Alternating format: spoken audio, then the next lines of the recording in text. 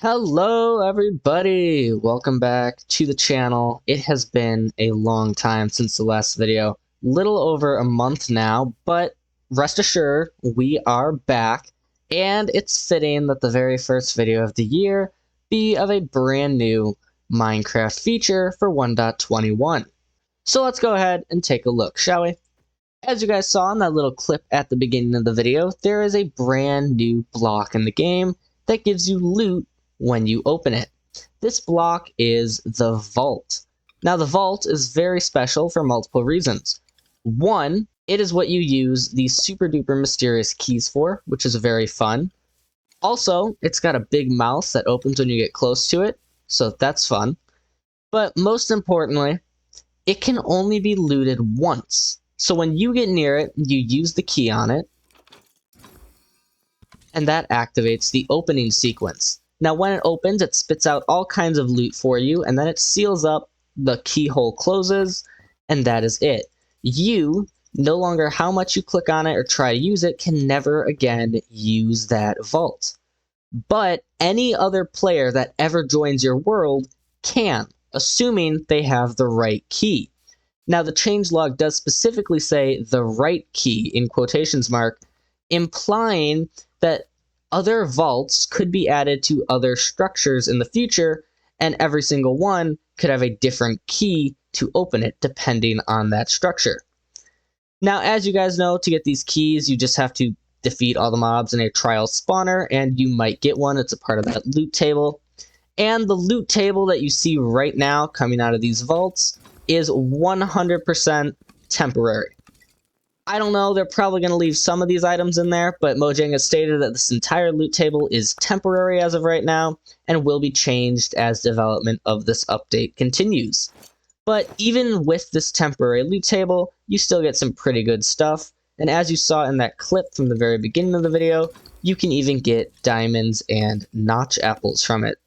However, I tend to be getting a lot of these used shields for some reason. That's apparently a pretty common one, but nonetheless, very interesting block, and this could really add a lot of interesting stuff to the future Minecraft updates. Now, even though this feature is nowhere near as big or interesting as I was expecting Mojang to release, don't get me wrong, it's still a very interesting feature, and it will really come a long way to changing and improving Minecraft as we know it today. Armadillos has gotten a very interesting update today. Armadillos will now hold a grudge against players. So if you accidentally hit an armadillo, that armadillo is now going to associate you with being threatened. For the next 10 seconds, it's not permanent, don't worry, but for the next 10 seconds, that armadillo is going to be very, very timid and scared around you, will not come out of its shell because it is scared of you. Now, after those 10 seconds go by, the armadillo will end up popping out of its shell. But as you see, it does take a little while, because when you move, they pop in your shell. But it's nowhere near as long as when you accidentally hit one. It's nothing really all that big or special, but it is a really cool little feature, and I think it'd be cool if some other mobs could hold grudges against you. Now, what kind of mobs, I'm not entirely sure. I'm not really the one designing it, but I do think it'd be cool to see some other mobs with this feature. The Breeze, one of Minecraft's newest mobs. Now, this mob has also gotten a few changes today. First of all, it will no longer retaliate against attacks from mobs like skeletons, strays, zombies, husks, spiders, cave spiders, and slime. Now, the only way any of those mobs would ever have ended up hitting the Breeze in the first place would be if the Breeze had accidentally shot one of them with its wind blast, but those mobs will no longer attack the Breeze should it accidentally hit them.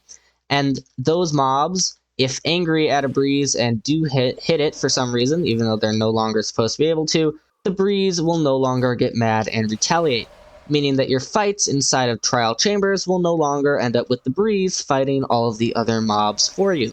Now, the other change they made is that the Breeze, when running on the ground, as you see, it spews particles everywhere, will now be able to spew up leaf particles. So if leaves are on the ground and there's a Breeze running on it, the Breeze will now spit up those leaf particles. They could do this for every single block except leaves for some reason, but that change has been added. And as I'm sure you've noticed, here in my inventory I have an iron golem spawn egg, and that is because breezes will now fight iron golems.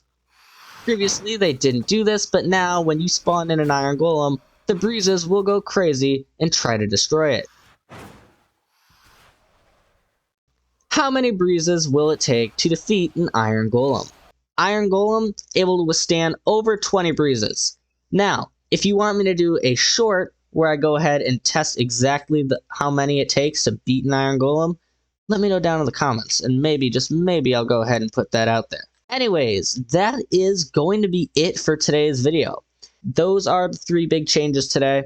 Now, if you do play on Realms, there was a bit of a change there where there's now a new tab for the Realms, and you can go ahead and see what's going on with there. So like if your friend walks into a brand new structure, it'll announce in that tab that your friend has found this new structure. Kind of like how in chat on Java, advancements pop up saying that this player has discovered or done this. Kind of like that, I'm pretty sure. I don't have a realm, so I can't really go ahead and fact check that, but that's what it appears to be like from what I've seen so far, so just letting you all know. Anyways, that's going to be it for today's video. First video of the year, like I said earlier. I hope you guys have enjoyed, and stick around to see what other kind of content I come up with this year. Anyways, this has been Mr. Gaming Aquatic, and I'll see y'all next time. Bye!